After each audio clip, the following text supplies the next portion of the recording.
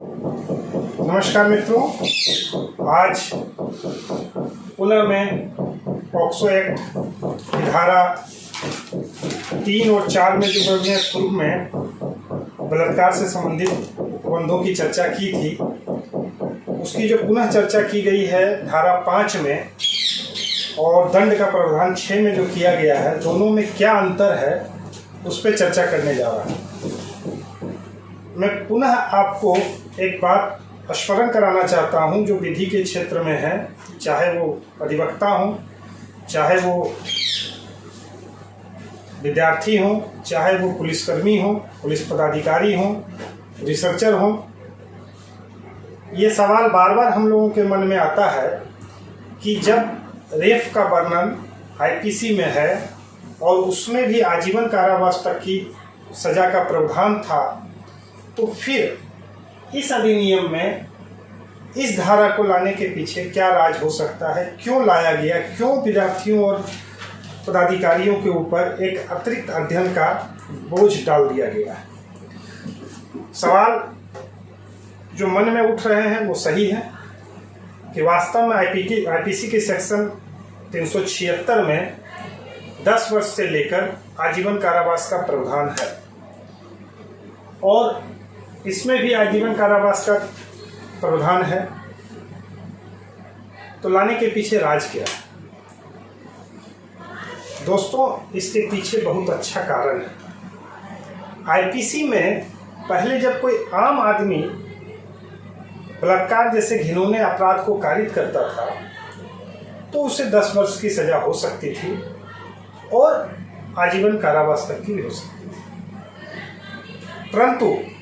1857 में बने IPC Lord Macaulay साहब ने जब बनाया था तो उसमें एक त्रुटि रह गई थी जिसको रिमूव करने की आवश्यकता थी। त्रुटि ये थी कि आम नागरिक के द्वारा कारित अपराध की सजा अलग होगी और जो सरकारी महकमे के जुड़े हुए व्यक्ति होंगे, अगर वो अपराध कारित करेंगे तो उनको सजा जो होगी न केवल आधी ही होगी बल्कि उनकी अरेस्टिंग भी बिना वारंट के संभव नहीं थी। इस चीज को दूर करने के लिए इस अधिनियम में पॉक्सो अधिनियम की धारा 5 में उन कमियों को दूर कर दिया गया है। आप लोगों ने मेरा वो वीडियो देखा होगा पुराना, अगर नहीं देखा है जिसमें कि मैंने धारा 3 और 4 पॉक्सो एक्ट का वर्णन किया है तो उसे देख लेंगे ताकि ये धारा 5 आपको बढ़िया से समझ में आए। आइए चलिए बात करते हैं धारा 5 में जो वर्णित किया गया है उस अपराध के संबंध में। पॉक्सो में जब आप पढ़ेंगे तो आप देखेंगे कि अध्याय 3 में धारा 3 से लेकर 12 तक में एक सेक्सुअल असॉल्ट का नाम आएगा, एक एग्रीवेटेड सेक्सुअल असॉल्ट का नाम आएगा। ये एग्रीवेटेड सेक्सुअल असॉल्ट क्या है? सुनने में लगता है कि बेरहमी से किया गया होगा, बहसीपन से किया गया होगा, शायद ऐसे बलात्कार या यौन अत्याचार या यौन हमले के विषय में चर्चा की गई। ये आंशिक सत्य है, वैसा भी है, लेकिन एग्रीवेटेड सेक्सुअल ऑफेंस जो है वो कुछ खास वर्ग के लोग के द्वारा जब कारित किया जाता है सेक्सुअल असॉल्ट, तो उसको पॉक्सो में एग्रीवेटेड सेक्सुअल ऑफेंस कहा जाता है। वही खास लोग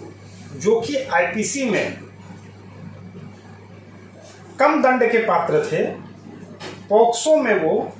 अधिकतम दंड के पात्र हो गए। जैसे अगर आम आदमी इसमें कोई ऐसा ऑफेंस करता है तो उसको न्यूनतम 10 साल तक की सजा हो सकती है, परंतु कोई खास वर्ग का व्यक्ति अगर ऐसा करता है तो उनकी सजा का जो प्रावधान किया गया है वो किया गया है न्यूनतम 20 वर्ष। आईपीसी में जहां वो 10 के 5 के भागी होते थे, पॉक्सो में वो अब 10 के स्थान पर 20 के भागी होंगे। आइए जानते हैं ऐसे कौन कौन लोग हैं।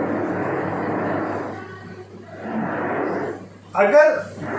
आप लोग धारा 3 को फिर से देख लीजिएगा अगर प्रवेशन द्वारा लैंगिक हमला होता है, कोई व्यक्ति अपने लिंग को किसी प्राइवेट पार्ट में बालक पे डाले या वस्तु या अपने किसी अंग को उसके प्राइवेट पार्ट में टच करे या करवावे, उसको मैनिपुलेशन करावे या उसके प्राइवेट पार्ट में मुंह लगावे, इसे जो है प्रवेशन लैंगिक हमला कहते हैं। लेकिन अगर वो व्यक्ति पुलिस हो, वो व्यक्ति सशस्त्र बल का सदस्य हो, वो व्यक्ति जो है पब्लिक सर्वेंट हो, वो व्यक्ति जेल का सुपरिटेंडेंट हो या जेल का कर्मी हो, या वो किसी रिमांड होम का भारसाधक पदाधिकारी या कर्मचारी वृंद हो,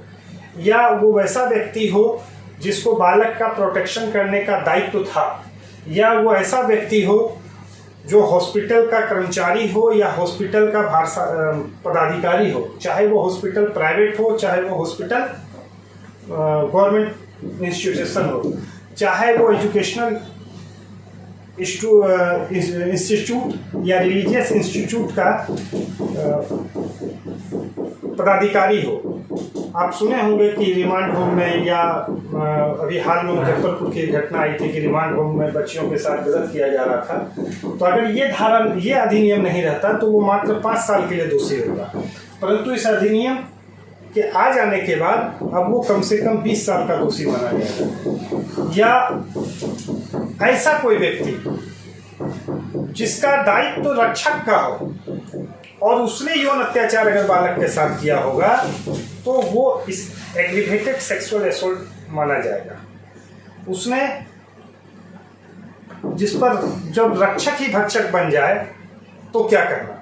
रक्षक को भक्षक नहीं बनने दिया जाए, उनके बीच में ये संदेश जाए कि आपका दायित्व उसका संरक्षण का है, उसके शोषण का नहीं है, और अगर आप शोषण करेंगे तो आम आदमी से दुगनी सजा के भागी होंगे। इसी उद्देश्य से सेक्शन 5 में एग्रीवेटेड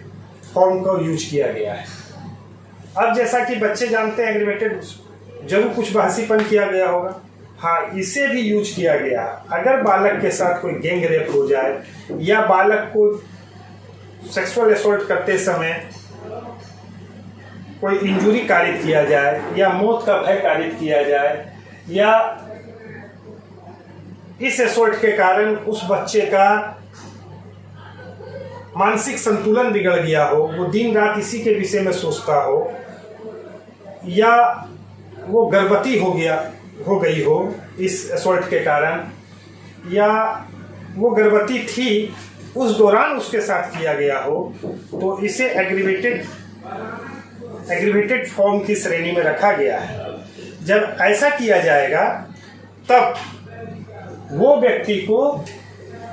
कम से कम धारा 6 के तहत 20 साल की सजा होगी, और वो सजा जो है आजीवन कारावास, यानी कि आपके जीवन के अंतिम सांस तक अथवा मृत्यु दंड तक आपको दिया जा सकता है, और इसके साथ ही भारी भरकम आपको फाइन भी देना पड़ सकता है। एक महत्वपूर्ण बात है कि लोक सेवक को जिस तरीका से इसमें बांधा गया है, संस्थाओं के संस्थापक और उसके पदाधिकारियों को बांधा गया है, उसी प्रकार से ये विश्व जगत में बातें आती है कि सबसे ज़्यादा सेक्सुअल असॉल्ट का शिकार बच्चे और बच्चियां किसी रिश्तेदार के द्वारा हो रहे हैं या अपने परिवार में हो रहे हैं, तो इसे भी एग्रीवेटेड फॉर्म का माना जाता है। परिवार के सदस्य और रिलेटिव को भी डबल सजा दी जा सकती है। जो ऑफेंस के लिए धारा 3 में 10 साल तक अधिकतम 20 साल तक का सजा है, वहीं अगर आप इस श्रेणी में आने वाले कोई उनमें से कोई एक हैं और आपने अगर उसके साथ बलात्कार जैसा कोई अपराध किया है तो कम से कम 20 साल अथवा